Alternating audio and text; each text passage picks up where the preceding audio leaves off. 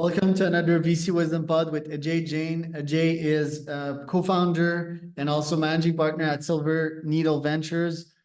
He's founded a bunch of startups before, so we're gonna have fun today talking about startups, venture capital, investment, and everything in between. This podcast is presented to you by my company. It's called Podpire. If you want to start your podcast, scale it to the sky, you can go to podpire.com.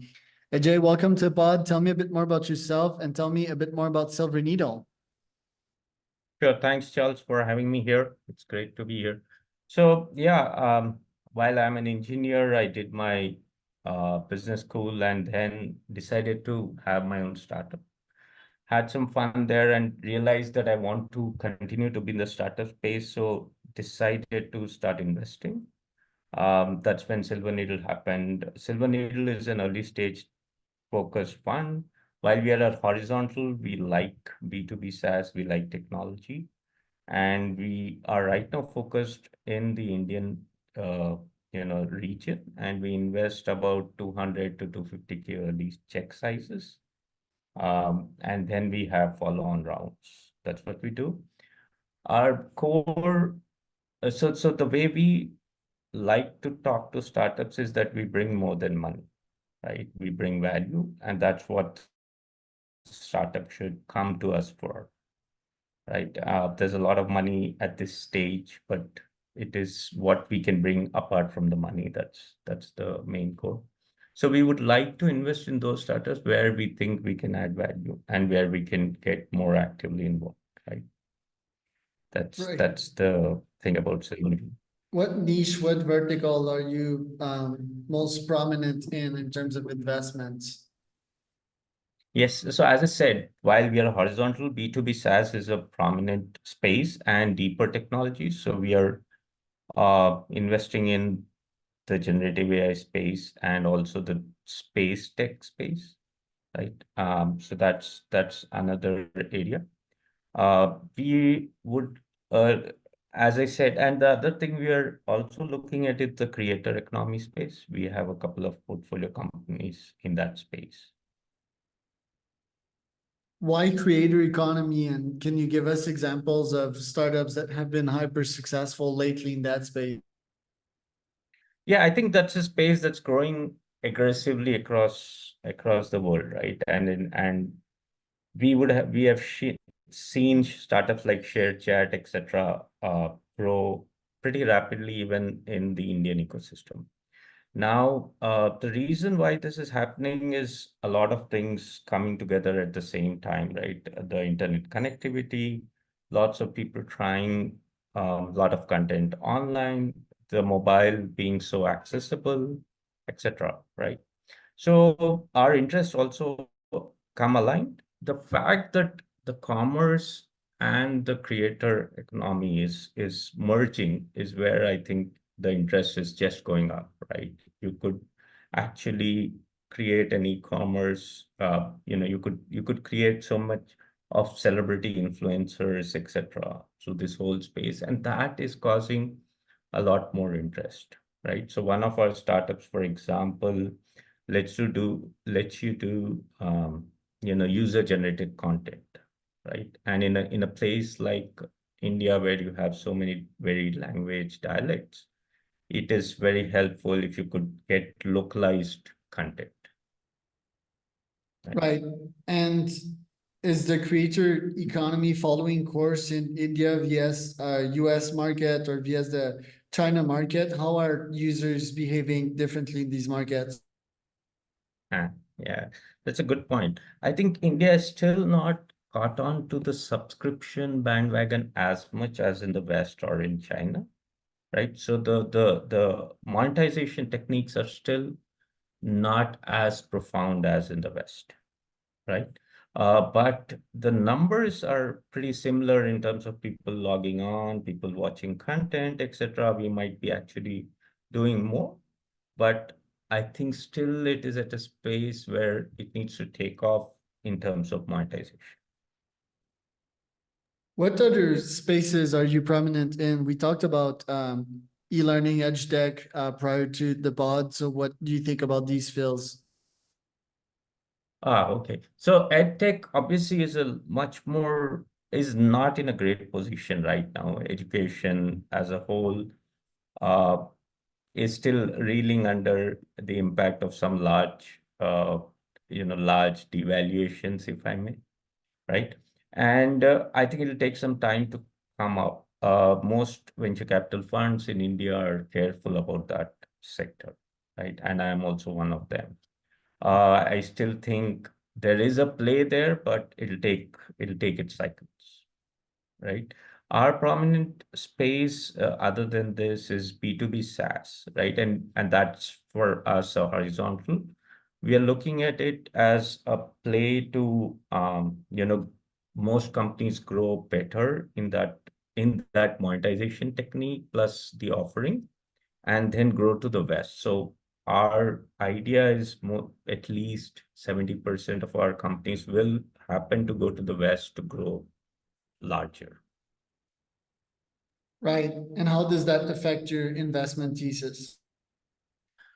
Actually, it's well aligned. I have quite a few limited partners, investors from the West who are also active with us. And we would see this as, while this is fund one, the fund two will actually grow into a more global fund, right? And that would help these investments grow into the larger pool as we go along. So it's pretty well aligned. The only thing is, will startups be able to compete and get more aligned, get the right feedback here to be able to launch in the US, right? And that's $1 million question, but that's what we are helping them do. How do you select your founders and how do you make sure that there's a founder product market fit? Uh, Yeah, I think that's a key question for any VC fund, right? We are keen to evaluate. Obviously, we are still very early stage, right? And I think it is, while we are looking for the founder market fit, we can just be very, we can have an approximation or a probability which is much higher, right? So our understanding is clear that one, the founder has to be able to walk the journey, right? I mean, actually go through the startup journey, and having been there, seen that it's not an easy journey. And I think one of the reason I'm in this entire business is I appreciate people doing that journey, right? Taking up that journey, going through the whole, cycle, through the ups and downs, through the loneliness, etc. Right. The other thing is that we are also very certain that we need compatibility between the founders. And that's a very key reasoning why startups can fail or be successful, right?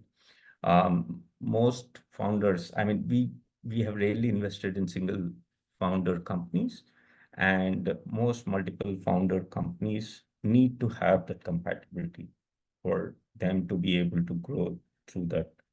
The third thing is, I think something like integrity is a big reason why we would invest in or not invest in a founder, right? It's not easy to find out in a 4-week journey, but we have our own ways to understand how would a startup founder behave in under various circumstances, right? And we take them through those journeys. So it's a very intense partner-driven discussions that we have to ensure that we are believing in the founder. And once we believe in the founder, then we are totally partners. Then we would like to really help them, back them in every decision, every thought that they have. Right. What's challenging to you as an investor nowadays in this fast-moving market in which it's sometimes hard to predict where the ball will be moving forward? How does that affect your investment style and how you make the decisions to invest in some founders and some not? Yeah. Yeah. See, firstly, early stage investments, especially in India, have not still been so affected by the entire cycle, but the valuations have gone down a bit, right? Now, I think the discussion is the cycles are taking longer. So if earlier we were taking, let's say, 2 months to close a deal, today I'm taking 4 to 6 months, right? So that's one thing. There is more scrutiny at both the founder level, at the company level. There are more, let's say, calls going out to other parts of the company to understand what's really happening. So yes, the screws are being tightened, right? The valuations are being discussed more aggressively, which I think overall is good for the entire industry, right? But as I said, once we are keen about an investment, then we go all out. Right. And then what industries are you seeing booming nowadays? Everything AI seems to be gathering more traction. What else are you seeing on the map that is attractive for you? Oh, yes. So definitely AI is like, again, it plays mostly horizontal. Deep AI investments are very few, but I think definitely areas like finance are always green, but they're just growing right now. I still see that as a huge space. Healthcare is another very interesting space. There are various places happening across the world and so in India. I think it's a very opportune time for people to start in this space, right? Space tech is another very interesting area, according to me. It's an area which is literally taking off. I think, there are many countries which would want to get into the space program, and they will depend on those that have already started something, right? They do not want to start on the scratch, right? So I think these are some of the segments I find exciting. Security is another huge space. It'll just grow. I think it is just it'll grow as aggressively as, let's say, AI itself, right, in the near future. And I think that's a good bet to have.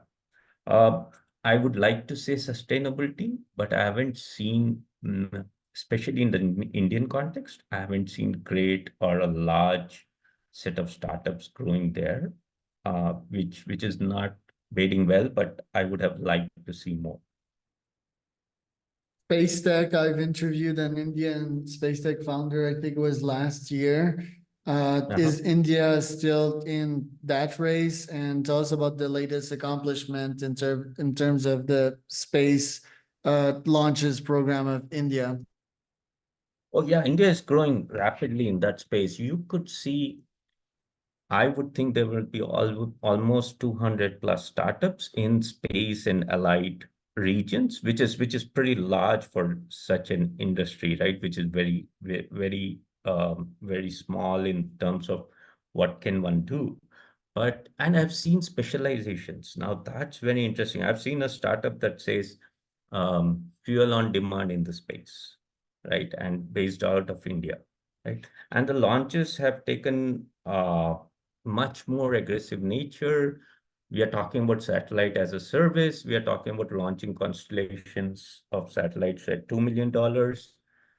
So everything is pointing towards, one, lower cost in the entire space program, two, higher dependability. So, like the airline industry, we are going towards a place where we are saying, hey, look, a launch is much more successful rather than, I'm testing things, right? Three is the most important part is governments are opening up. The regulatory framework is much more better. And, we are allowing inter we are allowing countries or companies across the globe to interact and work together. Now that's a big plus. What do you have on your goals list for this year? Let's say about 8 odd investments, and some of them I already spoke: space tech, cybersecurity. I would like to do sustainability, right? And those are some of them. The other thing is actually growing the portfolio itself. That's something that's more closer to me. I would really like to work closely with these guys and help them grow. That's going decent, but I think it'll depend on when the cycle is actually coming out. When are we saying, hey, we are growing back, right? And hopefully mid of 2024 is the turning point, when things will look good again. Where can people find out more information about you and your fund, Ajay?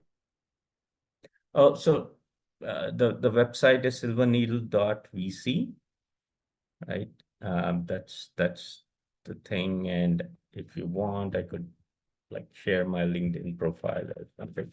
I'm active on LinkedIn and I usually respond to people. Thank you so much. That was Ajay, Jain, and Charles Cormier for another VC Wisdom Pod.